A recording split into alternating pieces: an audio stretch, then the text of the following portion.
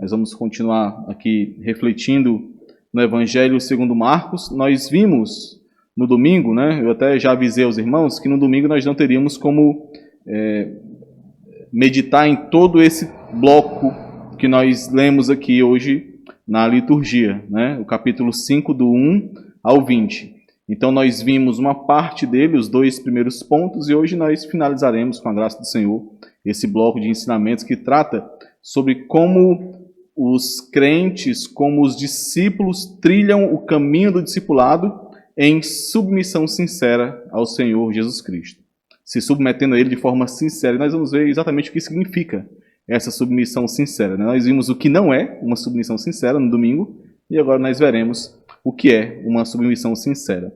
Só lembrando aos irmãos, o Senhor Jesus Cristo ele estava no Mar da Galileia, ali, ensinando, falando, pregando às multidões sobre as parábolas do reino, por meio de parábolas, né? E ele já estava ali num barco, pregando essas parábolas, e chegou um determinado momento, já no final do dia, em que ele resolveu que ele iria para a outra margem do Mar da Galileia, né? E então, ele e os seus discípulos foram para essa outra margem, e no meio do caminho, ali no traslado, aconteceu uma tempestade terrível, né? Uma tempestade que provavelmente foi algo sem precedentes para aqueles pescadores, porque eles já tinham experiência no mar ali da Galileia, já tinham experiência na tempestade. E mesmo assim, nós vimos como eles ficaram totalmente aterrorizados, né? E chegando inclusive a desconfiar do amor do Senhor Jesus Cristo. Então nós vimos também que esse barco, depois que o Senhor acalmou a tempestade, acalmou o mar, esse barco chegou na outra margem, na terra de gentios, em Decápolis, uma terra de homens impuros, de acordo com os judeus, uma terra impura de homens impuros, em uma região que era ali o ápice da impureza, porque onde tinham sepulcros, onde tinha uma manada de porcos, que eram animais impuros. E então, chegando nessa outra margem, o Senhor Jesus e os discípulos se depararam com uma outra tempestade, né? Como nós vimos, uma tempestade interna. Um homem que carregava ali consigo há muitos anos, e eu falo muitos anos como uma forma, quase que chutando aqui, né? Mas há um bom tempo, não é dito quanto tempo, mas há um bom tempo, uma legião de demônios. Uma legião que nós vimos o seu poder devastador no momento em que ela é lançada aos porcos, e 2.000 porcos se lançam, né, num despenhadeiro e vão para o abismo, ali, vão para o mar, o mesmo mar que estava amedrontando os discípulos. Lá, o Senhor Jesus Cristo e os seus discípulos encontraram um homem que era incontrolável. Esse versículo, né, esse termo que é utilizado aqui no versículo 4, quando diz, né, que ninguém podia subjugá-lo, é muito importante para que a gente possa entender o que Marcos está construindo aqui nesse relato, né? Aquele homem era incontrolável. Todos os gerazenos, né, o povo ali da região de Decápolis já tinha tentado controlá-lo, tinham prendido a ele várias vezes, mas ele sempre quebrava as cadeias, sempre quebrava os grilhões. Ele era incontrolável. Não queriam também controle o povo de Decápolis. E nós vimos que, à medida que eles perceberam que o Senhor Jesus Cristo era muito mais poderoso que aquele endemoniado e que tinha poder para controlá-lo e inclusive controlar a todo o povo, eles suplicaram ao Senhor.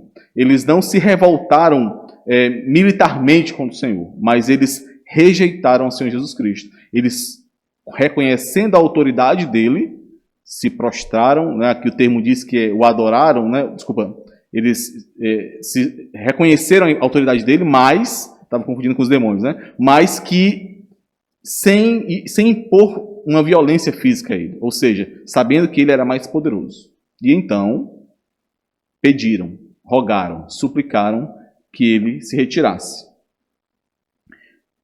O ex-endemoniado, né, aquele que for endemoniado, por outro lado, ele fez um pedido ao Senhor Jesus Cristo. Ele pediu que ele pudesse estar com o Senhor. Só que, como nós já vimos rapidamente no domingo, esse pedido foi negado. O Senhor, ele aceitou a petição dos demônios, ele aceitou a petição do povo de Gerasa e das regiões ali, mas ele negou a petição do ex-endemoniado, aquele que queria ser seu discípulo. E é interessante nós entendermos isso, né, verificarmos isso e percebermos isso. Nós vimos, meus irmãos, as súplicas, os pedidos que são feitos por aqueles que reconhecem a autoridade do Senhor Jesus Cristo. É importante que nós percebamos isso. Em cada uma dessas vezes que nós temos aqui que alguém roga ao Senhor, esse rogo é uma representação de que ela reconhece que o Senhor tem autoridade. E é por isso que ela roga. É um pedido diferente, é um rogo, né? Então, nós vimos aqui essas súplicas, esses pedidos que reconhecem a autoridade do Senhor Jesus Cristo e por isso pedem a Ele. E nós vimos também como essas súplicas, como esses pedidos revelam o tipo de submissão que estas pessoas que assim pedem, que assim rogam, desenvolvem em seu coração. Nós vimos então 3 tipos, né, de pedidos ou de rogos, né, e, consequentemente, 3 tipos de submissão à autoridade do Senhor Jesus Cristo que foi ali reconhecida.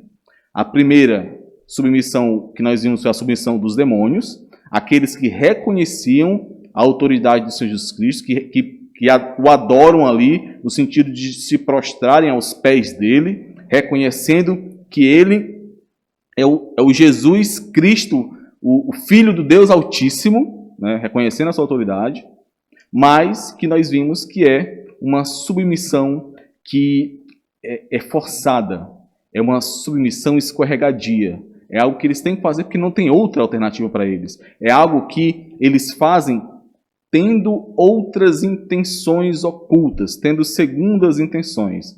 Esse é o tipo de submissão dos demônios. A segunda submissão que nós vimos no domingo, né, é a submissão daqueles que rejeitam ao Senhor Jesus Cristo. Estes, como eu já até comentei na nossa revisão aqui, na introdução, né, estes reconhecem a autoridade do Senhor. Estes veem o poder que há nele, porque esse poder é incontestável. Aquele endemoniado não podia ser subjugado e ele o subjugou, ele o dominou. Mas estes, ao reconhecerem esse poder, se submetem a ele não de forma sincera, não porque o amam, não porque sabem que ele é o Senhor de suas vidas, não. Se submetem a ele por medo e o pedem, na verdade, que ele se retire. Pedem que ele não controle suas vidas. Eles desejam muito mais, o desejo do coração deles é fazer a vontade do próprio coração, fazer a vontade deles, e não a vontade do Senhor. E então nós entramos no terceiro tipo de submissão, que foi o terceiro rogo, ou a terceira súplica, né? Que aqui é a submissão de um discípulo. Versículo 18, né? Quando aquele que outrora fora endemoniado, aquele que outrora era totalmente incontrolável e dominado por uma legião de demônios, agora está aqui livre. Está agora dominado, sim, mas pelo Senhor Jesus Cristo. E ele está agora se submetendo a ele sinceramente, e tudo o que ele quer é ter mais de Cristo. Tudo o que ele quer é ser um discípulo de Cristo. Tudo o que ele quer é poder estar com o Senhor Jesus Cristo. Nós veremos que o crente, que o discípulo de Jesus Cristo, aquele que é discípulo, ele trilha o caminho do discipulado em submissão sincera ao Senhor. E essa submissão sincera é marcada pela obediência dele ao Senhor Jesus Cristo, em fazer a vontade do Senhor e não a vontade do seu coração, como o povo lá de Decápolis, né, aquele povo que era os donos dos porcos e de toda aquela região queriam, que era fazer a vontade do seu próprio coração e não do Senhor. Então, o discípulo trilha um caminho do discipulado por meio da obediência, né? Esse caminho é marcado pela obediência e também pelo entendimento. Por saber, por mais que minimamente, mas o necessário a respeito de quem é Jesus Cristo. E é por isso que essa série, meus irmãos, é tão importante para nós. Porque, como eu falei, como eu sempre friso, É importantíssimo, é algo que define a nossa trajetória, sabermos quem é Jesus Cristo. Mas sabermos de forma real, sabermos em nossos corações, sabermos, é um conhecimento que toca o centro do nosso ser. E é por isso que nós sabemos, porque à medida que nós sabemos, nós reagimos. À medida que nós sabemos, nós trilhamos o caminho do discipulado, em submissão a Ele. Qual foi o pedido, né, que foi feito por aquele que for endemoniado? Qual foi o rogo, qual foi a súplica que ele fez? Nós temos aqui no versículo 18, né? Vamos ler de novo o versículo 18. Ao entrar Jesus no barco, suplicava-lhe o que for endemoniado que o deixasse estar com ele. O pedido desse homem, meus irmãos, foi o pedido de um discípulo. A linguagem que ele está utilizando aqui é a linguagem de um discípulo. Por favor, voltem um pouquinho aí, no capítulo 3, versículo 14. Nós vimos esse texto quando o Senhor Jesus Cristo ele escolhe os 12 apóstolos e os chama para cumprirem a sua missão, o seu chamado. Capítulo 3, versículo 14, diz assim: então designou 12 para estarem com ele e para os enviar a pregar. Qual era a tarefa primária? Qual era a razão primária de serem chamados, de serem discípulos?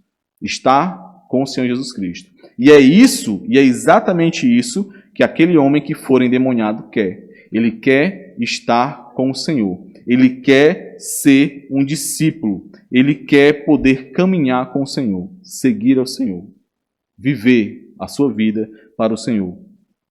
Aquele homem, meus irmãos, sabe-se lá quanto tempo, e nós precisamos lembrar disso. É por isso que esse texto, que vai até o versículo 10, mais ou menos, né, versículo 9 e 10, é tão importante, porque ele relata quem era aquele homem, qual era a situação daquele homem antes de conhecer o Senhor Jesus Cristo. É por isso que ele é tão importante, porque nós devemos nos lembrar que aquele homem viveu, sabe-se lá quanto tempo, uma vida totalmente sem consciência do que é viver. Ele vivia como um animal. O próprio texto usa palavras relacionadas ao trato com animais.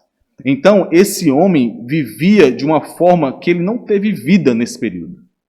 Ele foi totalmente utilizado pelos espíritos imundos, como um cavalo, né? Inclusive a linguagem lá das chamadas religiões afro, né? Não esqueci o termo agora, mas eu não quero dizer macumba, né?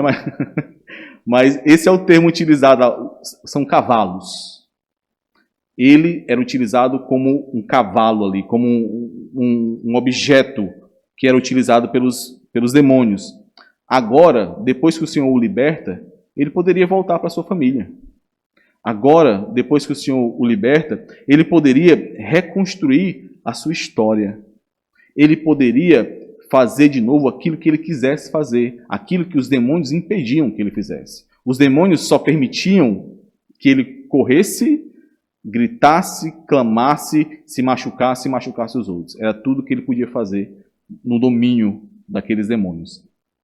Agora, ele estava livre, o Senhor o havia libertado para que ele pudesse desfrutar de tudo aquilo que os demônios tinham tomado ao longo dos últimos anos da vida dele. Essa é a situação. Ele agora estava livre para isso. Mas aquele homem, meus irmãos, como nós vemos aqui, ele queria muito mais do que isso. Aquele homem queria muito mais do que o mundo poderia oferecer a ele. Aquele homem queria muito mais do que simplesmente aqueles demônios tinham tomado dele nos últimos anos. Aquele homem, ele queria o Senhor Jesus Cristo. Era o que ele queria. Mais do Senhor. Aquele homem queria estar com o Senhor. E aí, meus irmãos, eu não posso deixar de perguntar o que é que você quer. Porque nós esquecemos de nos perguntar sobre isso. Aquele homem queria a Jesus. E você? O que é que você quer? Qual é o seu anseio? O que é que você busca quando você faz qualquer atividade? E agora, sendo mais específico, o que é que você busca quando você vem aqui, né? Se reunir, ter comunhão com os santos? O que é que você quer? Meus irmãos, é muito triste. É triste demais e nós vemos muito isso. Os irmãos devem ver também isso. É muito triste perceber que algumas pessoas possuem desejos que se resumem somente a este mundo. Somente a esse mundo. Tudo que estas pessoas buscam está resumido a este mundo, aos desejos desse mundo, às conquistas desse mundo, e esse é o mais triste, mesmo quando estas pessoas são colocadas diante da glória, da suprema riqueza do Senhor Jesus Cristo, estas ainda preferem os porcos. Foi isso que aconteceu com o povo lá de Gerasa, né? Eles viram o poder, embora não enxergassem esse poder, né? Viram, os seus olhos viram, mas não puderam enxergar. Eles estavam diante do poder da glória do Senhor Jesus Cristo e ainda assim preferiam os porcos. Como é triste, meus irmãos, quando você troca conhecimento, intimidade, comunhão com o Senhor por coisas que são efêmeras, coisas que são passageiras, coisas que vão se destruir rapidamente, mais cedo ou mais tarde. Coisas como dinheiro ou mais dinheiro, coisas como bens desse mundo, reconhecimento, tapinha nas costas, coisas como a vaidade e o orgulho de ser reconhecido por algo em que você é bom. Nós nos reunimos aqui, meus irmãos, e nós falamos aqui, nós temos o privilégio de ter aqui a mensagem do Senhor que aponta-nos para a eternidade. Nós falamos aqui de coisas eternas, da glória de Cristo. Aquilo que nós ouvimos aqui nessa igreja, aquilo que a santa palavra de Deus nos proporciona, é sobre aquele que era, que é e que há de vir em glória, em poder. No entanto, muitas vezes acontece, dificilmente você estará pensando exatamente sobre isso, ou você continuará pensando sobre isso quando nós estamos dando aqui o último amém. Os irmãos devem refletir sobre isso. Como é difícil quando nós estamos terminando, por exemplo, uma pregação, uma reflexão, um momento de oração, como é difícil que quando aquilo está finalizando, a nossa mente não corra para as questões desse mundo. Quando nós estamos finalizando ali um momento de reflexão, um momento onde o céu, onde a terra toca os céus, onde nós oramos juntos, onde os santos clamam juntos, e quando nós estamos finalizando tudo aquilo e colocamos, às vezes não colocamos nem o pé do lado de fora, a nossa cabeça está em como nós iremos ganhar esse mundo amanhã. Em como nós poderemos resolver os problemas que se levantam nesse mundo, as tempestades que nós falamos tanto aqui, né? Dificilmente nós vamos pensar, quando saímos daqui, em como nós melhoraremos os nossos devocionais, em como nós conseguiremos estudar melhor a palavra de Deus, em como nós conseguiremos nos capacitar para suprir alguma falta de dom que nós estamos vendo na igreja. Dificilmente. Nós ficamos sendo atacados por esse mundo e buscando como retribuir ou como devolver esse ataque ou como ganhar desse mundo. E o que eu quero lembrar aqui aos irmãos, meus irmãos, é que todos nós precisamos pensar grande. E pensar grande é pensar nas coisas do alto. Nós não podemos ficar sendo iludidos e enganados por esse mundo, ofuscados pela falsa luz desse mundo, enquanto nos foi dado a revelação daquilo que aponta para a eternidade, daquilo que nós teremos na eternidade com o nosso Senhor. Nós precisamos pensar nas coisas do alto. Nós precisamos querer muito mais do que este mundo tem para nos oferecer, como aquele ex-endemoniado gadareno. E agora eu vou me direcionar mais aos mais jovens da igreja, não por conta de que somente os jovens devem ter essa preocupação, mas porque os jovens têm algo que nós mais velhos temos menos, que é o tempo, né? Vocês ainda vão passar por algumas questões, algumas decisões, algumas definições. Vocês que são jovens precisam se preparar, precisam buscar vigorosamente tudo aquilo que aponta para o alto. Vocês precisam buscar, meus irmãos, incendiar as suas mentes e os seus corações com uma disposição para servir o reino de Deus. Para que aquilo que vocês buscam e que esse mundo tenta abafar seja o reino de Deus, seja as coisas do alto, não as coisas pequenas desse mundo. Vocês, os mais jovens, e quanto mais jovem, mais você vai ter disso, mais você vai ter a possibilidade de se planejar melhor para entrar de forma intencional nessa guerra, nessa luta, nessa batalha. É claro que todos nós, os mais velhos, precisamos pensar sobre isso. Mas este mundo, e nós temos visto isso, meus irmãos, nós temos experimentado isso. Esse mundo tem cada vez mais tentado transformar os jovens em bobos, naqueles que não têm qualquer possibilidade de serem fortes e tomarem decisões, e não é isso. Eu lembro muito bem do que nós lemos e aprendemos lá em 1 João, quando o apóstolo João diz: jovens, vós sois fortes. Por quê? Porque o Espírito Santo de Deus os capacitou para isso, para serem fortes. Então, se você é jovem, se você é crente, se você é membro dessa igreja, você tem que pensar sobre isso. Eu preciso me planejar, eu preciso evitar que este mundo possa me enganar, como tem enganado a tantos outros jovens por aí. Eu preciso colocar minha mente e meu coração em chamas, para que eu possa responder a essa batalha. Esse mundo, meus irmãos, tenta sugar as nossas energias. Você jovem tem muito mais energia do que eu, tenho certeza.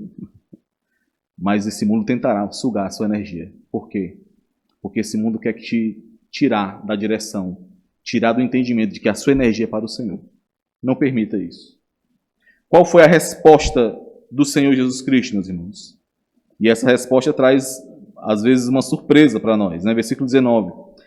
Jesus, porém, não lhe permitiu, mas ordenou-lhe: vai para a tua casa, para os teus, anuncia-lhes tudo o que o Senhor te fez e como teve compaixão de ti. O Senhor Jesus Cristo não permitiu àquele homem que ele subisse ao barco e o seguisse. Ele não permitiu. Esse homem que estava ali super animado, super empolgado, uma mudança radical de vida, tudo o que queria era gastar, queimar essa vida servindo ao Senhor. Tudo o que ele queria não era voltar para ver os seus familiares ou aqueles que o rejeitaram, não. O que ele queria era pegar a sua vida, aquela vida que ele recebeu agora, que ele não tinha antes, e queimá-la totalmente aos pés do Senhor Jesus Cristo. Mas qual foi a resposta do Senhor? Não. O Senhor negou esse pedido desse homem. E aí a gente fica surpreso, Como é que pode?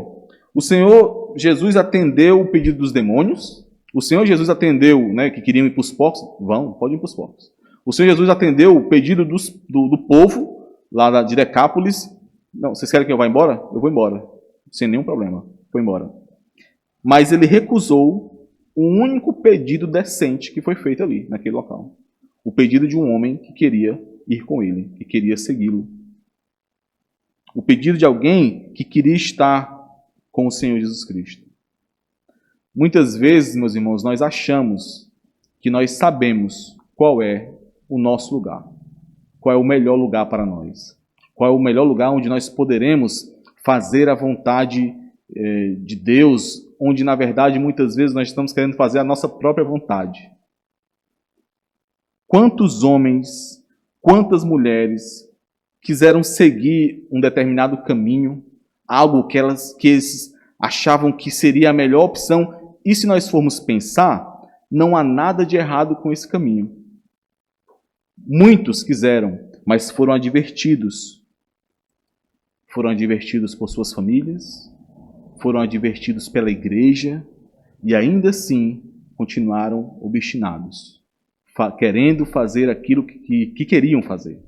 E mais uma vez eu repito, eu não estou falando de pessoas que queriam fazer coisas pecaminosas, não. Pessoas que queriam se dedicar a algum tipo de ministério, por exemplo. Pessoas que queriam fazer algo para o Senhor, que queriam viajar para tal lugar, que queriam estudar para serem pastores, que queriam, independente do que quisessem fazer, para o Senhor, mas que foram advertidas que não deveriam fazer, ou que pelo menos esse não era o tempo para ser feito. E essas pessoas, ainda assim, rejeitaram a instrução de todos esses instrumentos. Nós precisamos entender, meus irmãos, que o Senhor Jesus Cristo, Ele sabe muito mais o nosso lugar, aquilo que devemos fazer para o seu reino, do que nós mesmos. Nós temos que ter cuidado com aquilo que o nosso coração pede. Não estou dizendo que o endemoniado aqui, o ex-endemoniado, ele estava querendo ir contra a vontade do Senhor. Não, até porque ele provou que não. Eu estou dizendo que nós, muitas vezes, não percebemos que o Senhor, Ele é o Senhor de nossas vidas e não nós mesmos. Nós precisamos perceber aqui também, meus irmãos, que o Senhor não rejeitou aquele homem. Não é que o Senhor o rejeitou, não. O Senhor o recebeu como discípulo dele, sim. Só que ele o apontou para o que ele deveria fazer como seu discípulo. Foi isso que o Senhor fez. O Senhor o enviou a anunciar as boas novas que atingiram aquele homem pessoalmente. O Senhor o enviou para casa, como nós vemos aqui. Enviou para os seus, para a sua família, para os seus vizinhos, para todo aquele povo. Se nós formos comparar esse texto em Mateus não fala sobre esse envio não, mas em Lucas principalmente, nós vemos que existe uma progressão. Lá em Lucas ele fala que foi para a sua casa e depois para os seus vizinhos. Então existe uma progressão aqui, ele foi enviado para os da sua casa, para os seus familiares e depois expandindo isso para toda a Decápolis, como é registrado aqui, né? Para aquele homem, meus irmãos, tudo que ele queria era deixar aquela cidade, aquelas pessoas, tudo aquilo para trás e seguir ao Senhor. Mas o Senhor, melhor do que qualquer um, sabia o que era melhor para aquele homem, como aquele homem deveria seguir para ser seu discípulo. Tem um texto que eu lembrei quando estava refletindo sobre esse homem, sobre a vontade. Observe, esse homem tem a vontade de estar com o Senhor. Tudo o que ele quer é estar com o Senhor. Mas, por conta de outros, por conta da necessidade de outros, que é aquele povo de Decápolis, o Senhor não lhe permitiu. Quem passou por isso também? Nós já vimos aqui. O apóstolo Paulo, lá em Filipenses, capítulo 2, do versículo 23 ao versículo 26, diz assim: capítulo 1. Ora, de um e outro lado estou constrangido, tendo o desejo de partir e estar com Cristo, o que é incomparavelmente melhor. Mas por vossa causa é mais necessário permanecer na carne. E convencido disto, estou certo de que ficarei e permanecerei com todos vós, para o vosso progresso e gozo da fé, a fim de que aumente quanto a mim o motivo de vos gloriardes em Cristo Jesus, pela minha presença de novo convosco. Paulo queria estar com o Senhor Jesus Cristo, o que era algo incomparavelmente melhor. O ex-endemoniado de Gerasa queria estar com o Senhor Jesus Cristo, o que era incomparavelmente melhor. Mas, por conta das necessidades de outros, eles foram enviados para os outros. E a caminhada cristã circula nesse centro, meus irmãos, está em torno disso, nas necessidades de outros que são consideradas maiores do que as nossas, assim como as nossas necessidades foram consideradas maiores para o Senhor Jesus Cristo. Nós vemos aqui, meus irmãos, que os nossos, a família, os mais próximos, são o nosso primeiro campo missionário. São aqueles que nós precisamos primariamente testemunhar do Senhor Jesus Cristo. E por que isso? Porque para testemunhar do Senhor Jesus Cristo, para a nossa família, nós não precisamos dar muito o contexto. Nós somos o próprio contexto. Imagina aquele homem, esse ex-endemoniado, né? Devia ter dado o nome dele, que era mais fácil a gente ficar só falando aqui, esse ex-endemoniado, né? Imagina aquele homem quando ele voltou para a sua casa. A simples imagem dele diante da sua família já é um testemunho maravilhoso acerca do que aconteceu a ele. Tudo o que ele precisaria explicar agora era quem fez aquilo ali. E quem é este que o fez. O contexto já estava dado. Aquele homem que nós vimos aqui do versículo 1 ao versículo 9, que era um homem totalmente incontrolável e atormentado por demônios, este agora não mais corria, gritando e clamando e se ferindo e ferindo a outros, mas ele estava vestido, consciente, pregando a palavra do Senhor. O triste, meus irmãos, mais uma vez, né, falando sobre o que é triste, né?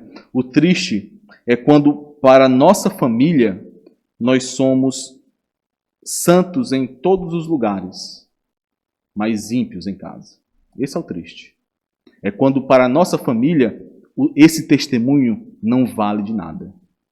É quando, para a nossa família, tudo o que nós testemunhamos acerca de Cristo é que crentes podem ser hipócritas. Podem transparecer algo quando estão longe de casa ou diferente daquilo que apresentam quando estão em casa. Isso é o triste. É isso que nós não podemos permitir. O triste é quando, para a nossa família, nós somos pessoas que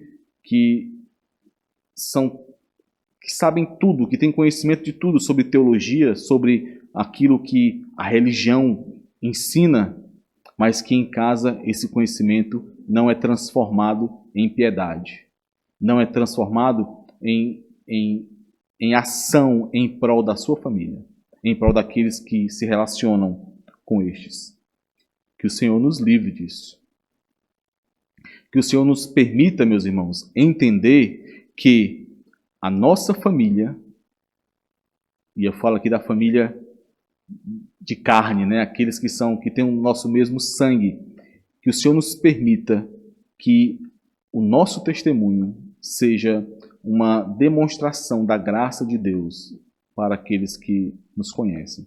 Que o Senhor nos permita, mesmo que nós tenhamos dificuldades, e eu sei, é difícil quando nós tentamos nos relacionar com os nossos e tentamos apresentar o Evangelho aos nossos, é difícil, mas nós precisamos pedir ao Senhor e clamando a Ele que, por meio de nossas vidas, por meio do nosso testemunho, nós possamos ter abertura suficiente para ensinar e para revelar, para proclamar a estes tudo aquilo que o Senhor nos fez e tudo aquilo e toda a sua compaixão para conosco. Isso nós precisamos pedir ao Senhor. Como então, meus irmãos, o Gerazeno, o Mateus chama de Gadareno, né?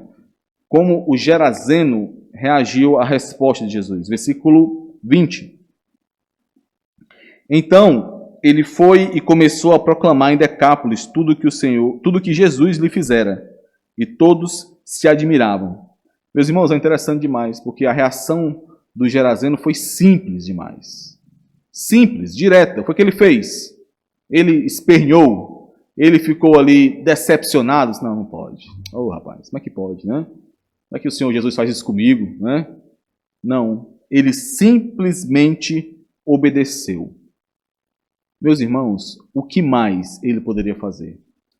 É impressionante como nós observamos aqui, meus irmãos, até aqui onde nós vimos em Marcos, demônios obedecem. Doenças obedecem. O mar, os ventos obedecem. Mas nós não queremos obedecer. Nós que somos crentes, nós que recebemos o Espírito Santo de Deus, nós que fomos resgatados pelo Senhor, que fomos alvo da sua grande compaixão, nós não queremos obedecer. Não queremos.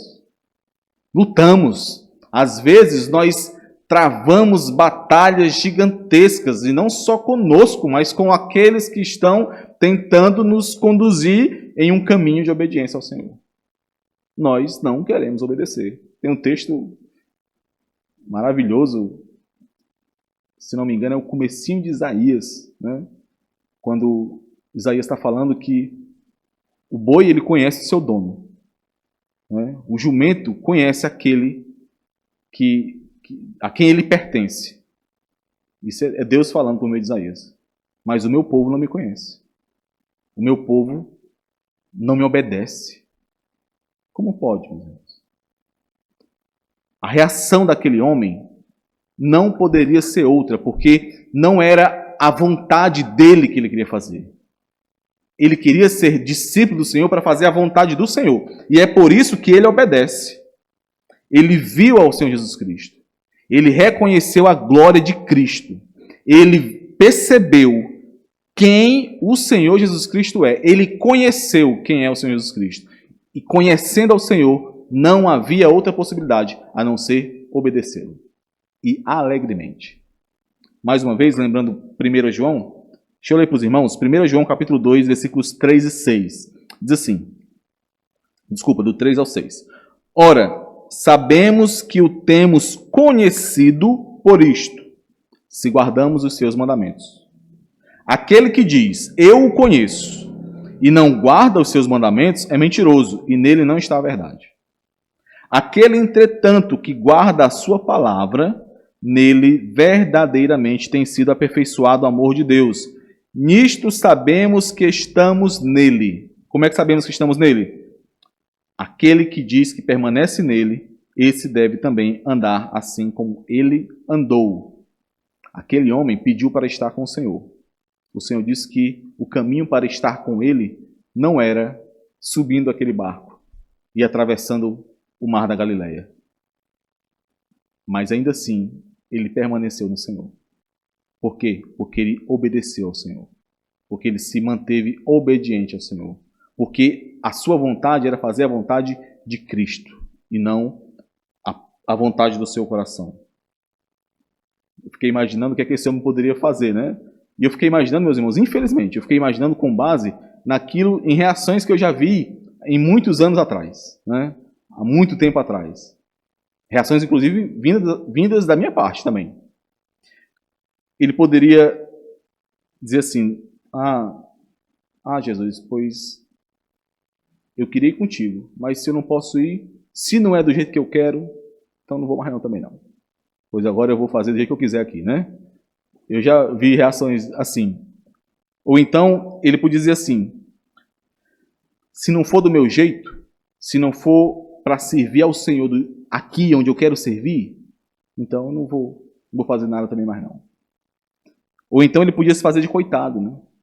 Ficar ali choramingando, dizendo, rapaz, eu até queria ir com Jesus, mas ele não me quis, né? Agora eu vou viver a minha vida aqui como eu bem entender. Eu queria, né? Ele não me quis. Meus irmãos, um discípulo do Senhor Jesus Cristo o obedece. O caminho do discipulado é trilhado por meio de uma submissão sincera ao Senhor. E não existe submissão sem obediência ao Senhor. Sem obediência, e uma obediência que vem do entendimento de quem Ele é. E é isso que nós vemos aqui, meus irmãos. O Gerazeno, ele obedeceu ao Senhor porque ele entendia quem Ele é. Quer ver isso? Observe aí. No versículo 19, o Senhor Jesus Cristo, ele disse assim, vai para a tua casa, para os teus, anuncia-lhes tudo o que o Senhor te fez. Esse o Senhor aqui é a forma grega de dizer, de falar sobre um dos nomes de Deus, do Deus dos judeus. É uma forma, que é a forma grega de ser utilizado. Tanto é que em Lucas, no mesmo relato que é feito em Lucas, se os irmãos depois quiserem ver, Lucas ele diz assim, vai para a tua casa, para os teus, e anuncia tudo o que Deus te fez. Lucas, ele usa outra palavra, ele usa a palavra Deus, para deixar claro que aqui o Senhor Jesus Cristo estava apontando para Deus, para o Deus de Israel. E aí qual é a mensagem do Gerazeno aqui, no versículo 20? Então, ele foi e começou a proclamar em Decápolis tudo o que Jesus lhe fizera, e todos se admiravam. Aquele homem, meus irmãos, por mais que ali em pouco tempo, em pouco contato com o Senhor, ele entendeu, pelo menos minimamente, quem era o Senhor Jesus Cristo. E o Senhor Jesus Cristo era o Deus que foi prometido aos judeus e que estava ali para a manifestação do reino desse Deus. Isso ele entendeu. Esse era o centro da mensagem deste homem. E era a partir daí que ele pregava e anunciava tudo aquilo que o Senhor o havia feito e a compaixão que ele tinha tido por ele. E aí, meus irmãos, mais uma vez, nós não podemos deixar de nos perguntar o que é que nós temos a dizer para este mundo, para as pessoas, para a nossa família, para aqueles que nos rodeiam, o que é que nós temos a dizer acerca daquilo que o Senhor fez a nós, fez por nós e da sua compaixão para conosco. Porque se nós não temos nada a dizer a respeito disso, meus irmãos, será que ele não nos fez nada? Se nós não temos nada a dizer sobre isso, nós não o conhecemos. Você pode até dizer assim, não, eu não consigo dizer, tudo bem. E aí você vai orar ao Senhor e vai clamar ao Senhor pedindo por misericórdia em relação a isso. Mas se você não tem absolutamente nada a dizer acerca do que o Senhor fez por você, tirando você da miséria, tirando você da morte, do pecado, tirando você da ira que pesava sobre você, tirando o fardo das suas costas, tendo compaixão de você. Se você não consegue falar sobre isso, não consegue pensar sobre isso, é muito possível que você não tenha conhecido ao Senhor ainda. Mas o Senhor, Ele tem misericórdia daqueles que o buscam. Meus irmãos, nós já experimentamos o livramento do domínio desse mundo. Nós já experimentamos a maravilhosa graça do Senhor sobre nós. Nós experimentamos isso dia após dia, e quanto mais nós nos colocamos diante do Senhor, mais nós vemos isso nas mínimas coisas.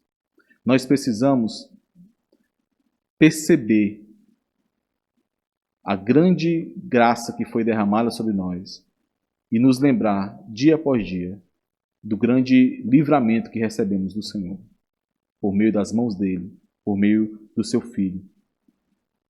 Como um discípulo age? Qual é o tipo de submissão de um discípulo? Não é uma submissão forçada ou escorregadia, cheia de segundas intenções. Não é algo que vem pelo medo de ser controlado pelo Senhor, de ter a sua vida dominada pelo Senhor em aspectos que você não quer que Ele domine. Não.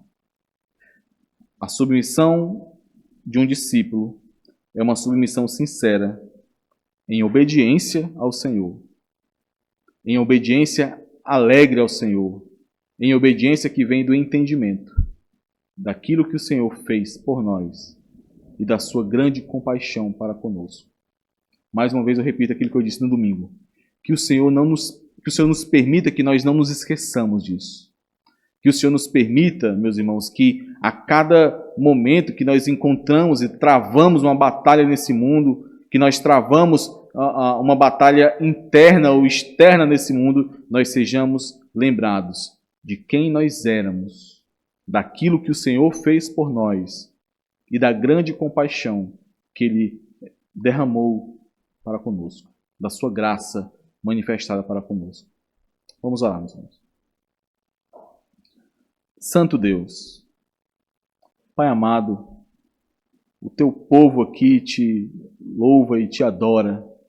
Nós nos colocamos aqui, Senhor, como totalmente dependentes do Senhor e submissos ao Senhor. Nós somos Teus, Pai. Nós fomos chamados para Ti. O Senhor nos alcançou e nos livrou das garras desse mundo, das garras de Satanás. Nos livrou do império das trevas. Nos deu vida, Senhor. Muito obrigado, Pai. Muito obrigado porque em cada reconhecimento como esse, nós não fazemos simplesmente de maneira geral, de maneira distante, mas em cada reconhecimento como esse, nós nos lembramos pontualmente, Senhor, do que nós estamos falando. Nós sabemos quem nós éramos, Senhor, e nós nos lembramos exatamente de cada parte em nós que o Senhor deu vida e resgatou. Muito obrigado, Senhor. Não permita, Senhor, que nós nos esqueçamos disso. Não permita que nós vivamos nesse mundo como se não soubéssemos disso. Não permita, Senhor, que nós pensemos tão pouco acerca daquilo que nos foi dado, valorizando muito mais aquilo que esse mundo oferece, as armadilhas que são postas diante de nós.